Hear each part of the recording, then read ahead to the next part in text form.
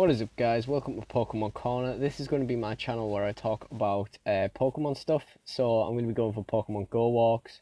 I'll be talking about Pokemon Let's Go when that comes out, and I'll also be looking into getting more into the Pokemon TCG, which is something I've always played on and off, but I've never actually really gotten into the competitive element of it. But I do like the game, so that is certainly something to look into. Um, Today I'm just doing a kind of introductory video where I'm going to talk about sort of the best Pokemon that I have on Pokemon Go. Now, I don't have the strongest team in the world because it's one of those things for me where I take a lot of breaks from the game, and therefore, I've never really gotten particularly high level and been particularly devoted to the game. However, I am really enjoying myself on the game at the moment, so I thought I'd go through my top 12 Pokemon here and just tell you the story behind each of them as a bit of an introduction. Just, I thought it might be a bit of fun.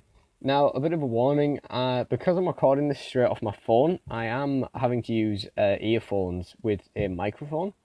So that does mean that there might be some rattling and background noise. So I'm just going to try and sit as still as possible, but hopefully it shouldn't be too bad. And hopefully I'll work out a solution to that issue before I start doing videos of me going for a walk. But yeah, anyway, so number 12 is this Pidgeot. Now, there's not actually anything important about this Pidgeot. It's just I had I think 659 CP Pidgey a couple of weeks ago when I was just evolving loads of stuff.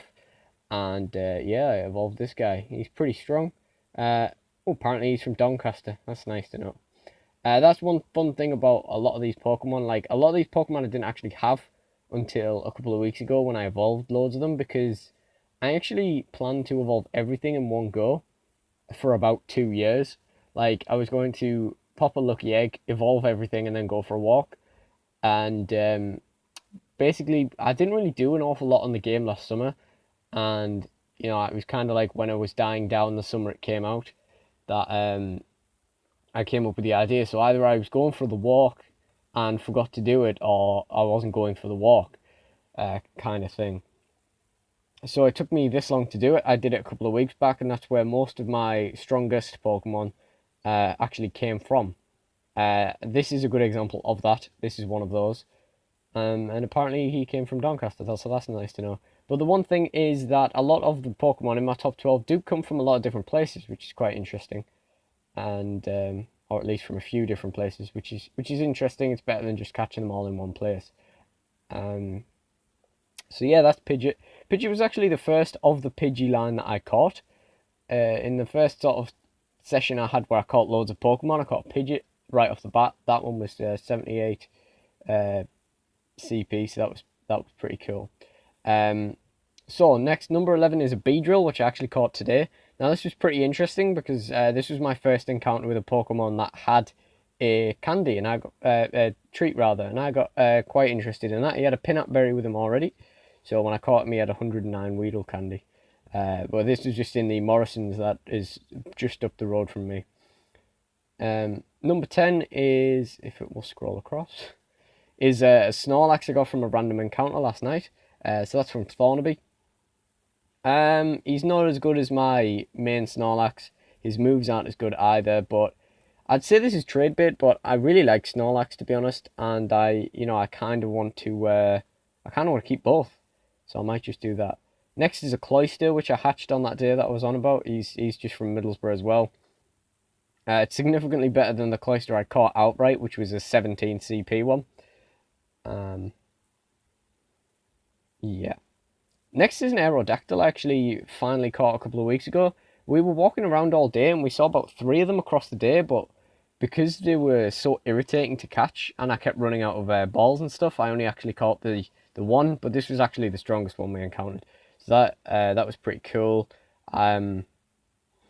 These used to actually float around a lot in where I live when the game first started. They popped up on gyms and stuff, and we were like, where are people getting these from? And now I finally got one.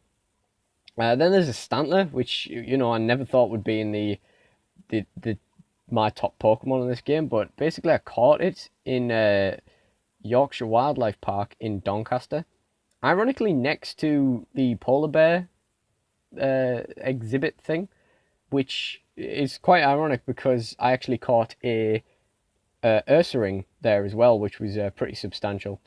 So yeah, Stanley's pretty cool. Next we've got Lapras. This was actually my second Lapras. This one was hatched from an egg.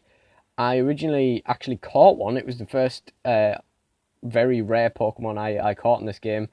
That I caught with one Pokeball when the game first came out. I was about 700 CP, and then they changed all of the boundaries, so it dropped down to about 630. But yeah, this one came from an egg from Stockton apparently. Oh yeah, I hatched a Pinsir, from again just from Middlesbrough, and it hatched with 33 candy, so that's pretty substantial. And this guy's just really good. He gets the job done in battles. He goes in and fights things that he probably shouldn't be able to fight, and I quite appreciate him. And then there's this guy, Talky Boy. I'm a massive fan of Slowking, to be honest.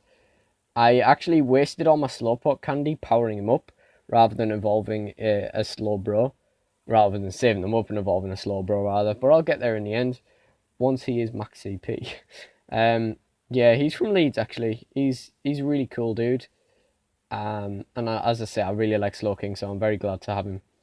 Next is Machamp. I got him a couple of weeks ago from a raid at the gym just up the road from me. That was quite a nice day. Just sort of, me and my brother didn't think we'd get it ourselves, so we got my friend Liam in on it as well. We did take the guy down, and yeah, now he's my third strongest Pokemon in the game. Number 2 is the Ursaring I aforementioned, who's also from Doncaster. But this guy was actually in the lemur sort of part of the zoo, which, what the hell was he doing there? It was quite interesting actually. There was 2 Ursarings there and about 8 Teddiursas, and you know, it wasn't like a large area, so it's quite interesting. But obviously the Teddiursas you don't really need when the massive Ursaring is the first thing you catch. And the strongest Pokemon I have is Snorlax, which is currently on a gym near me. He's 859 CP there, but he's actually like 18. Actually, I think he's 1859, so he's just gone down 1000 CP. He's on a gym near to me. I actually caught him at Leeds bus station. Which was pretty cool when I was sat waiting to come home from a trip to my girlfriend's. He's 1889. I just sort of chucked the game on while we were sat there, and I caught him. I also caught a Bayleaf there, a couple of Sunkerns, and a couple of other stuff you don't really see every day at different occasions. So yeah, Leeds bus station's really good for it. So yeah, that's everything. And the one thing I will say is Snorlax is definitely my favourite Pokemon that I've got in this game so far, but my actual favourite Pokemon is Kangaskhan. And that is why I'm starting the trend of #free Kangaskhan. My girlfriend's brother turned to me before and said, I've finished Gen 1, apart from the one that's Australia exclusive. And I said to him, that one's my favourite Pokemon. #free Kangaskhan. Thank you for watching and goodbye.